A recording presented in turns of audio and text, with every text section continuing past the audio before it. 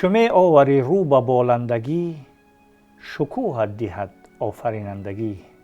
درود بینندگان ارجمند تلویزیون سینما، نشر نوبتی برنامه آفرینندگی است منظور شما.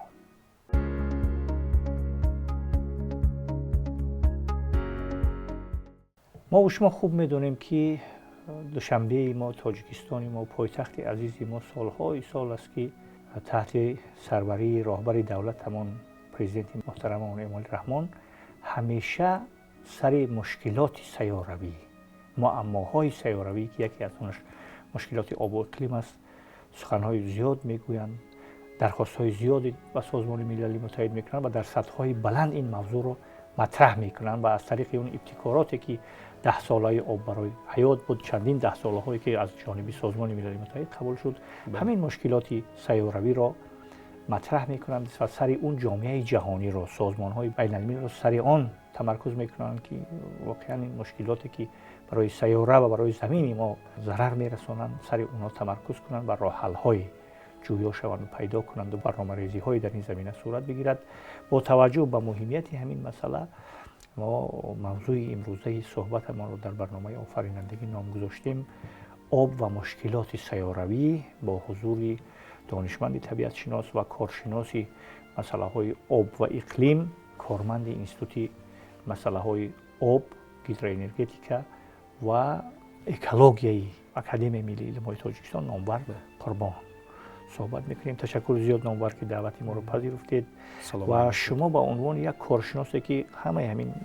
مسئله های مطرح شده از این مسئله آب و اقلیم و این مشکلاتی که وابسته به همین سری اونا تمرکز میکنید، مقالات و کتاب زیاد هم نوشتید، صحبت‌های زیادی تلویزیونی و رادیویی ما انجام دادید، مقالات هم در بیرون از تاجیکستان هم نشر شده است، سفرهای زیادی، تحقیقات‌های زیادی صحرایی هم انجام دادید در این مسئله. از همین منطقه‌های خودمان شروع کرده تا منطقه‌های گوناگونی که آسیب پذیرن از نظر همین اقلیمی، اونجا هم سفر کردید. اول تر از همه نامور در مورد کنفرانس قریب الوقوعی که در ماه می شروع می‌شود در سری همه صحبت کنیم، بعد صحبت رو ادامه میدیم. بفرمایید. تشکر زیاد، سلامت باشید برای دعوت. قبل از همه لازم به یادآوری است که در دایره تشبس‌های جهانی پرزیدنت جمهوری تاجیکستان پیشوای ملت محترم امالی رحمان که تنها تشبس‌های مربوط به مشکلات آب و اقلیم 9 عدد را در مقیاس بین‌المللی تشکیل می‌دهند و در زمینه آنها بیش از 15 قطعنامه‌های داخلدار سازمان ملل متحد قبول و عملی گردیده است. در دایره این تشبس‌ها در شهر دوشنبه هنوز از سال 2003 این جانب بیش از 10 همایش‌های سطحی بلند در همکاری یا هماهنگی با نهادهای نزد سازمان ملل متحد برگزار کردیدند که برخی از آنها در مقیاس بین‌المللی نظیر نداشتند و یا نخستین بودند. از جمله در دایره اولین تشبس جهانی جانب تاجیکستان اولین فورم جهانی آب دایر به مسائل آب تازه نوشاکی البته در ماه‌های آگوست و سپتامبر سال 2003 در پایتخت کشور برگزار گردید و همچنین در دایره تاریخ آموزش علم پریخشناسی ماه می سال 2025 اولین کنفرانس جهانی اوید به حفظ پریخ‌ها به واسطه در دایره تشبس نوبتی پرزیدنت جمهوری تاجیکستان تحت عنوان سال بین‌المللی حفظ پریخ‌ها دایر کرده شد و در زمینه پیشبردی آن هدف‌هایی که در دایره تشبس‌های جهانی جمهوری تاجیکستان راه اندازی گردیدند، یک پلتفرم سیاسی روی کار آمد که آن در همکاری با سازمان ملل متحد هدف‌های تشبس‌های جهانی پرزیدنت جمهوری تاجیکستان از جمله هدف‌های 10 ساله بین‌المللی عمل آب برای رشد استوار برای سالهای 2018-2028 را پیگیری میکند و در دایره این پلتفرم هر 2 سال یک کنفرانس سطحی بلند برگزار کرده می شود که نخستین کنفرانس این سال 2018 با آغاز 10 ساله مذکور توأم آمد و در این کنفرانس آن هدف‌ها، آن نقشه‌ها و آن خریطه راهی که برای دریافت هدف‌های محوری این 10 ساله راه اندازی شدن پیگیری کرده شد ба миён гузошта шуд ва соли 2022 дуюмин конфронс бо фарогирии масъалаҳои марбут ба мушкилоти об, рушди устувор, масоили экологӣ дар сатҳҳои миллӣ, минтақавӣ ва байналмилалӣ баррасӣ гардиданд, ки онҳо тамоми ин масъалаҳоро дар ҳамин се сатҳ пайгирӣ намуданд. Ва дар конфронси сеюми сатҳи баланд ки соли 2024 дар пойтахти кишвар баргузор гардид, аллакай дар доираи ин конфронс як қатор чорабиниҳои канорӣ ва ҳатто чорабиниҳои фарҳангӣ низ доир карда шуданд, ки онҳо он фарҳангу он дастовардҳои даврони соҳиби истиқлолии моро ба маърази тамошо ба пешкаси ҷомеаи ҷаҳонӣ гардонданд. Ва муҳимтар аз ҳама дар доираи ин конфронс форумҳои гуногун баргузор гардиданд, ки дар ин форумҳо ба масъалаҳои меҳварии конфронси мазкур, ки ин албатта масоили марбут ба об аст, аз зовияҳои гуногун баррасӣ карда шуданд, аз ҷумла форуми марбут ба ҳавзаи баҳри Арал, форуми марбут ба кишварҳои африқоӣ, форуми занону кӯдакон, зеро мувофиқи арзёбиҳо осебпазирии занону кӯдакон нисбат ба мардон дар шароити гармшавии глобалии иқлим ба маротиб аст. ва аз ҷумла мувофиқи маълумотҳои охири созмонҳои байналмилалӣ танҳо дар раванди гармшавии глобалии иқлим, коҳишёбии захираҳои об ва ифлосшавии муҳити зист, осебпазирӣ ва инчунин фафти кӯдакону занон, алалхусус занҳои ҳомила нисбат ба дигар қишри ҷомеа ба назар мерасад. Бинобар ин баррасӣ намудани ин мавзӯъҳо, тасмимгириҳои ниҳоӣ сари инҳо яке аз масъалаҳои меҳварieст, ки дар ин форумҳо баррасӣ гардид. Ва конфронси чорум бошад ин натиҷагирӣ як аз ҳамон даврае ки дар доираи 10-солаи мазкур сипарӣ гардид ва муайян кардани он ҳадафу нақшаҳое, ки барои солҳои оянда пешгирӣ намудан аз ин хатарҳо чӣ бояд кард, маҳз дар ин конфронс ва ҳуҷҷати ниҳоии он баррасӣ карда мешавад. дар ҳамин конфронси қарибулвуқӯе, ки конфронси чоруми дар душанбе доира, бале, дар доираи конфронси чоруми байналмилалии сатҳи баланд дар доираи 10-солаи байналмилалии амал об барои рушди устувор, ки рӯзҳои 25-28 майи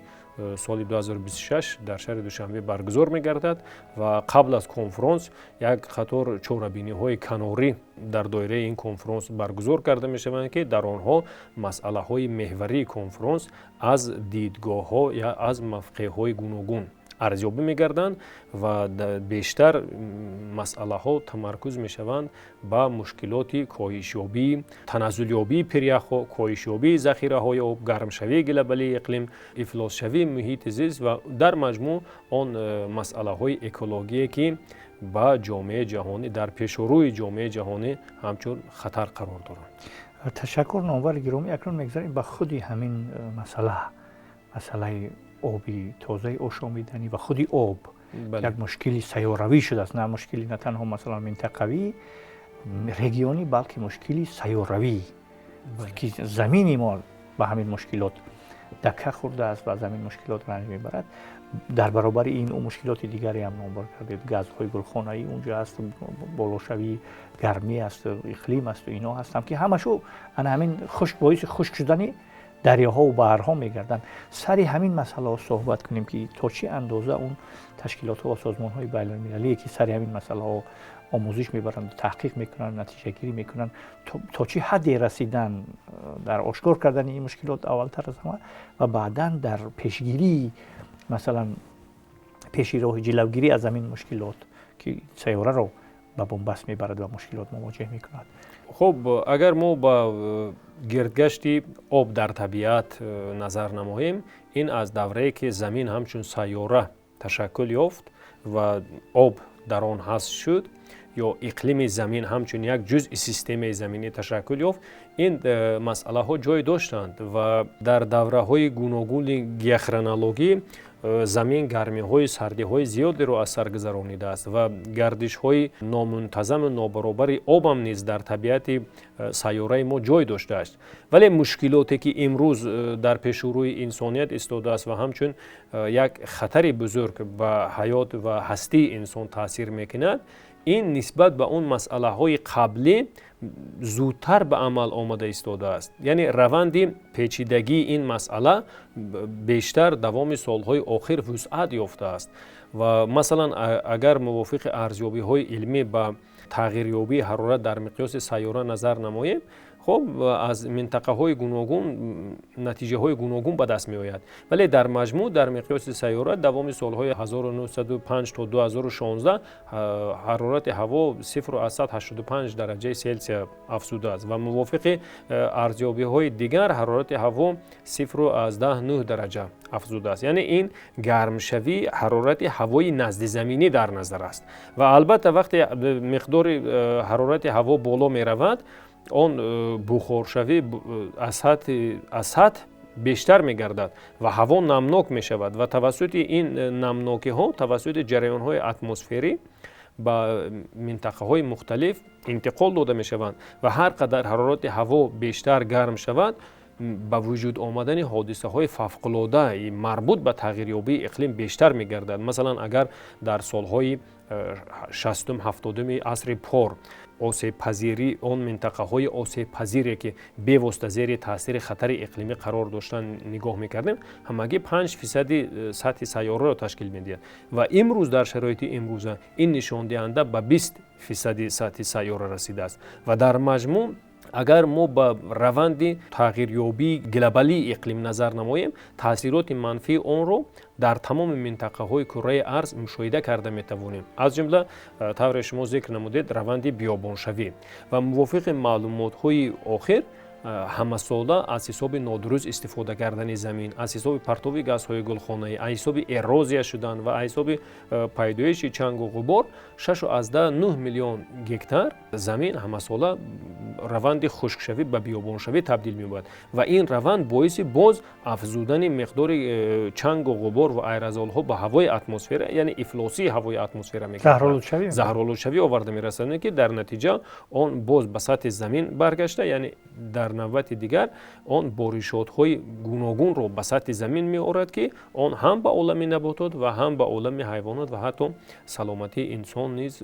تاثیرات منفی دارد و تنها در حدود جمهوری تاجیکستان مخصوصاً پس از سالهای 2000 از همه 10 ساله گرمترین این سالهای 2001 تا 2010 بود و در این دوره نیز یک قطار خشکسالی‌های عمیق در کشور ما مشاهده کرده شدند که اگر ما به مقیاس سیاروی نگاه نماییم، این چنین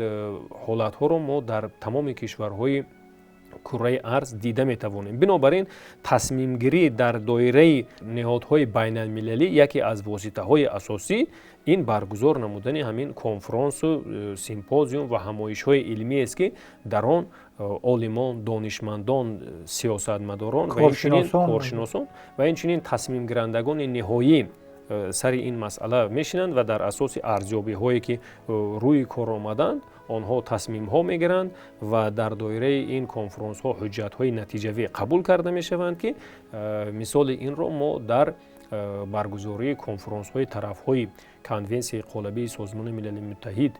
اید به تغییریابی اقلیم که هنوز از سال 1995 این جانب برگزار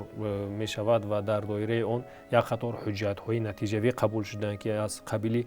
پروتکل کیوتو و سازشنامه اقلیمی پاریژ مهمترین اینها هستند و این حجت ها کشورهای جهان را عهده‌دار می نمایند که در مبارزه در پیشگیری از این خطرها چگونه تصمیم ها گیرند و وابسته از درجه رشد اقتصادی، درجه پیشرفت کشورها و موقع جایگیرشوی کشورها این تصمیم ها مختلف هستند و هر یک کشور عهده‌دار است که در جواب به این سازشنامه ها، در جواب به این حجت های نتیجوی عهده‌داری های خود را اجرا نماید و خوشبختانه جمهوری تاجیکستان نه تنها در مقیاس آسیای مرکزی و اتحاد دولت های مستقل بلکه در مقیاس بین المللی یکی از پیشرفت‌ترین کشورهایی است که تمام عهده‌داری های خود را در نزد این حجت ها پیش از مهلت و اجرا کرده است و حتی بر جهت پیشگیری و برطرف نمودن این مشکلات در مقیاس ملی یک قطار استراتژی‌های ملی مربوط به مطابق شوی به تغییریابی اقلیم کاهش دادن آفت‌های طبیعی مربوط به تغییریاب اقلیم، رشد اقتصادی سبز و امثال اینها را قبول نموده است که همچون حجت‌های مقایسوی در دیگر کشورها استفاده می شوند که نتیجه این را ما در برگزاری سامیت نوبتی اکولوژی که در پایتخت کشور قزاقستان برگزار شد دیده می توانیم. نامور جان، شما زیاد در همین تحقیقات های صحرایی هم اشتراک کردید، اکسپدیسیا زیاد اشتراک کردید. از منطقه های خودمان شروع کرده تا منطقه های فراملی هم رفتید. وضعی اگر به طور کلی گوییم، وضعی همین دریاهایی که ما داریم و کلهایی که ما داریم از نظر غنجایش آب، از نظر شاداب شوی و سیراب شوی و از نظر کم شوی و خطر خشک شوی در کدام وضعیت قرار دارند؟ در دوام اکسپدیسیا هایی که در حوزه بحر ارال وابسته به مسائل های متئورولوژی، هیدرولوژی، کلیماتولوژی و اینچنین منبع های برقرار شونده انرژی و حالت انشاءات های هیدروتکنیکی گذرانیده شد و در آن همچون نماینده از جمهوری تاجیکستان اشتراک نموده. ما با تمام آن منطقه های سفر کردیم که بیشتر نسبتاً آموخته شده بودند و اینچنین از آن ابیکت های دیدن کردیم که آنها برای نه تنها همچون ابیکت های استراتژی برای این کشور بلکه ابیکت های منطقوی قرار در همچون ابیکت های استراتژی منطقوی نیز بودند. و اگر ما با مقیاس آسیای مرکزی نظر نماییم، منطقه آسیای مرکزی این منطقه از مسلم است که منطقه از بحر و اقیانوس ها دور است و در اینجا نسبتاً بارشات کمتر است و همیشه این منطقه در دوره گرما زیر تاثیر موج های گرم جنوبی و در دوره سرما زیر موج های سرد شمالی قرار دارد و یکی از مشکلات اساسی این منطقه این مسئله خشکشوی بحر ارال است که همیشه یک بحران اکولوژی ارزیابی کرده می شود و البته تاثیرات منفی این بحران نه تنها به ناحیه های اطراف آن بلکه به کشورهای دیگر از جمله جمهوری تاجیکستان و جمهوری قرقیزستان نیز می باشد. و از بس که قسم زیادی ذخیره های آب در این حوزه در حدود جمهوری تاجیکستان تولید می شوند، تامین کننده اساسی رژه هیدرولوژی برای دریاهای منطقه این پریخ‌های جمهوری تاجیکستان است و در روند با چنین تمایل تغییر یافتن گرمشوی گلوبالی اقلیم باعث از بین رفتن پریخ‌های زیادی در حدود کشور ما و اینچنین خوب در حالت نااستوار قرار گرفتن برخی از پریخ‌ها گردیده است و اگر چنین تمایل بیشتر ادامه پیدا کند این حالت باز هم حالت ناگوار را کسب می نماید، چون که در روند بیابان شوی آن منطقه های پایاناب که در منطقه های همواری قرار دارند بیشتر بیابان می شوند و توسط جریان از این منطقه ها چنگ و خاک برداشته می شود تا به سطح پریخ ها انتقال می یابد و این حالت سطح بالایی پریخ ها را تیره می گرداند و باعث از بین رفتن آنها می گردد. بنابراین در شرایط امروزه آن ابیکت هایی که در جمهوری تاجیکستان بنیاد کرده شدند از نقطه نظری هم اکولوژی هم اقتصادی و هم بی‌خطری تامین کننده نه تنها رژه هیدرولوژی بلکه تامین کننده اقلیم لوکالی در این منطقه و همچنین حفظ خطرهای اکولوژی می باشند، زیرا که موافق ارزیابی ها در مقایسه با آن انشاءات هایی که در حدود کشور ما بنیاد گردیدند در مقایسه با انشاءات های دیگری که در منطقه و بیرون از منطقه بنیاد کرده شدند نشان می دهد که از روی معیار ثمره‌ناکی اکولوژی اقتصادی انشاءات های ما بلندتر است. بنابراین اگر ما در مجموع سیستم یگانه انشاءات های هیدروتکنیکی را در جمهوری تاجیکستان بنیاد و تنظیم نماییم این نه تنها به منفعت دولت ما بلکه به منفعت تمام منطقه آسیای مرکزی و حتی بیرون از آن می باشد. تشکر زیاد نامور جان. باور داریم که در اون کنفرانس سطح بلندی که در دوشنبه در ماه می دایر می‌گردد و مسائلی که شما گفتید و مسائل‌های گلوبالی که واقعاً سیاره را به تشویش می‌آورد اونا بررسی میشه، آن راه حل خود را می‌یابند و این مشکل دوره به دوره و مرحله حل و فصل خود را می‌یابد. بار دیگر اظهار سپاس می‌کنیم که دعوت ما را پذیرفتید و آنچه که باقی مانده است از صحبت سوال‌هایی که مانده حتما در برنامه‌های دیگر با شما اونا را بررسی و مطرح میکنیم. زنده باشید. یادآور میشویم که در صحبت ما قرار داشتن کارشناسی مسائل آب و اقلیم، مدیر آزمایشگاهی انستیتوت مسائل آب، هیدرولوژی و اکولوژی اکادمی ملی علم‌های تاجیکستان نامور قربان. زنده باشید. پایان برنامه ما هست. روزگاری خوش و بردوام و ایام بکام.